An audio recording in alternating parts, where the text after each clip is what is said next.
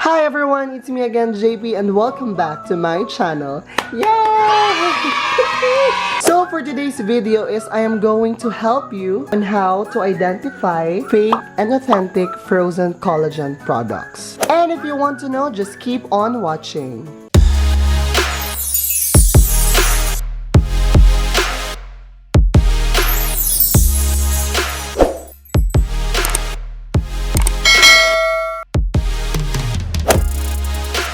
Before we start is wag mong kakalimutang mag-subscribe and of course, click the notification bell para updated ka pa sa mga bagong videos na i-upload ko. Alam naman natin na ang frozen collagen ay isa sa pinakasikat at napaka-effective na L-glutathione sa market. At sa sobrang sikat niya, marami na rin nagsilabasang mga fake products na ibinebenta online.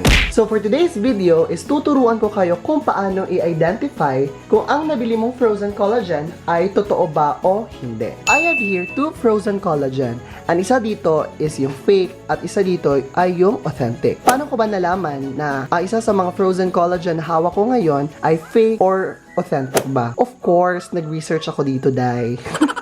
So this one is the fake frozen collagen at ito naman ay yung authentic na frozen collagen. Now, let's compare the two.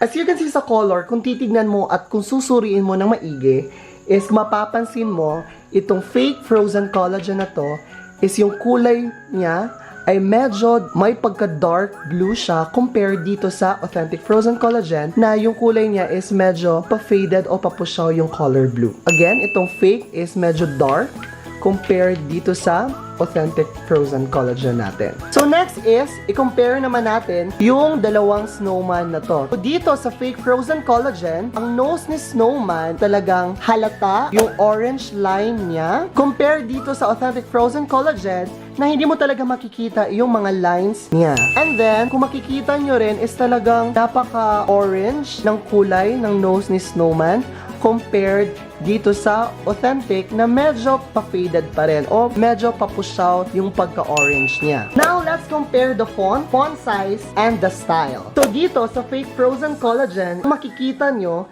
medyo maliit kaunti yung font size niya compared dito sa authentic frozen collagen. Tignan nyo maigi, medyo maliit yung font size ng fake compared dito sa authentic frozen collagen. And now, kung titignan natin dito sa fake frozen collagen, itong frozen collagen na to is, kung nakikita nyo is lumagpas yung kulay na white sa may line na blue. Ayan. Lumagpas siya. Lalong-lalo na dito sa isda. Ayan. Pati dito na rin sa may FZ Collagen Plus Dietary Supplement Products. Tsaka mapapansin nyo rin is parang may border yung mga font niya. Compared dito naman sa authentic frozen collagen na hindi lumagpas yung kulay white sa line na blue. Diba? Kung napapansin nyo rin sa isda, walang lumagpas na color white. Yan. At saka dito rin sa FZ Collagen Plus Dietary Supplement Product, wala rin parang may border sa font niya at hindi rin lumagpas yung color white. See the difference? At saka dagdag information pa, yung unang packaging ng fake frozen collagen is wala silang inilagay dito na FZ Collagen Plus. Dahil magaling sila manggaya, ngayon, ito yung new packaging nila at nilagyan na nila ng FZ Collagen Plus. O diba? Medyo magkapareha talaga sila. So mag-ingat talaga tayo sa ating pinamimili ng mga products at talagang suriin natin kung ito ba ay totoo or ito ba ay fake. So next is tignan naman natin yung likod ng packaging. So same pa rin kung napapansin nyo dito sa fake is klaro pa rin yung lines sa ilong ni snowman compared dito sa authentic na faded pa rin o talagang wala kang makikitang lines sa ilong ni snowman. So now, dito naman tayo sa kanilang manufacturing date at saka expiration date. Kaiba talaga yung manufacturing date at saka expiration date nilang dalawa. At kung napapansin nyo, dito sa fake is yung mga numbers at letters niya is para bang naka-extend at saka marami yung mga spaces nila. Compared dito sa authentic na medyo compressed yung mga letters at saka numbers. At kung mapapansin nyo rin is magkaiba talaga sila ng font.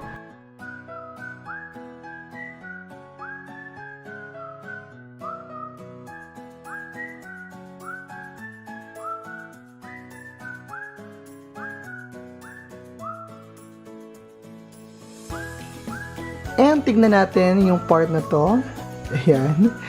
So, dito sa fake Frozen Collagen natin, is medyo maliit lang yung mga informations na nakalagay. Ewan ko kung anong ibig sabihin niya. Compare dito sa authentic na medyo mataas-taas yung mga informations na nailagay.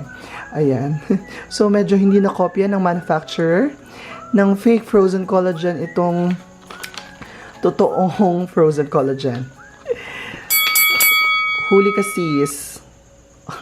At siya nga pala, another information is that itong fake Frozen Collagen na to is napakadali niyang buksan. Ayan. Oh. See? Compared dito sa authentic na talagang napakahirap niyang buksan. Ayan.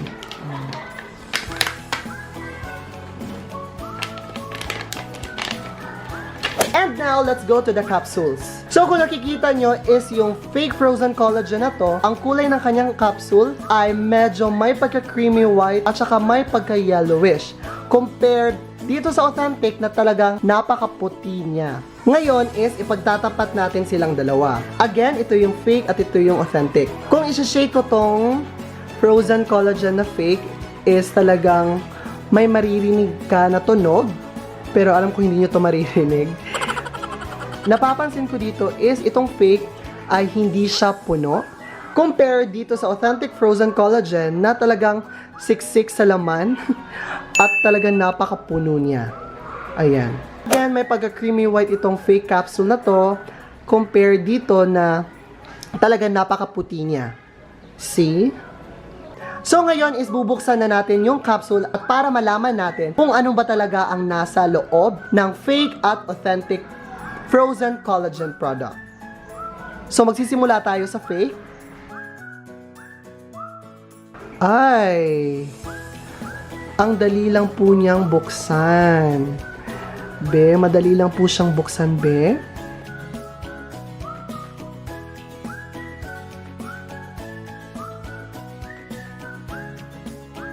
And now is bubuksan na natin yung authentic Frozen Collagen. Capsule na to is talaga ang hirap niyang buksan. Ewan ko bakit ang hirap niyang buksan. Compared dito sa fake na yan, ang dali niyang nabuksan. Ewan ko bakit ang hirap buksan ng authentic. Ayan. Ayan, nabuksan na siya.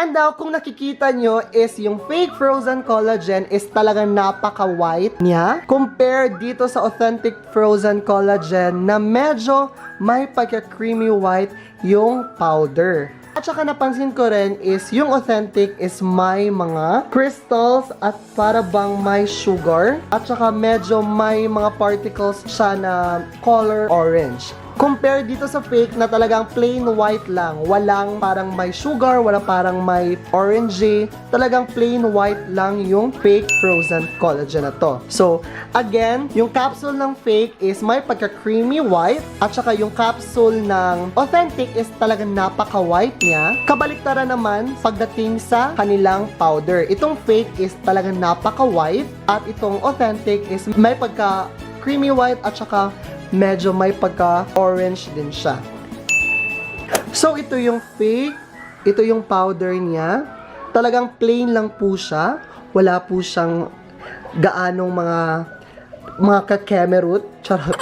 Wala siyang gaanong mga particles or what na parang may sugar, ganon-ganon. Talagang plain white lang talaga siya. Para siyang cornstarch, kumbaga. So, now, titignan natin yung authentic. Ito po yung sinasabi ko na medyo may mga particles na color orange, tsaka parang may sugar siya. Ayan. Parang may sugar siya. Ayan. Ito po siya. At saka feeling ko may mga vitamins talaga ito eh. Kaya ganito yung kulay. Now, let's go to the Betadine test. Ang Betadine test na ito ay siyang magpapatunay na kapag na-clear yung water na may Betadine after lagyan ng powder, ay ibig sabihin, totoo raw yung product. So, tignan natin. So, ayan, nilagyan ko na ng Betadine yung water. So, titignan natin if kung mag-clear yung water, ibig sabihin daw nun is totoo yung product na nabili ko or nabili nyo. Let's try this one. Itong sinasabi nating fake na Frozen Collagen.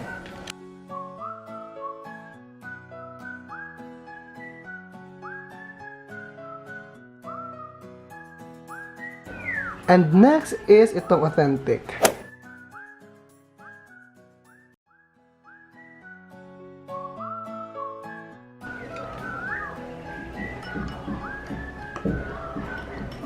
Aba, nag-clear.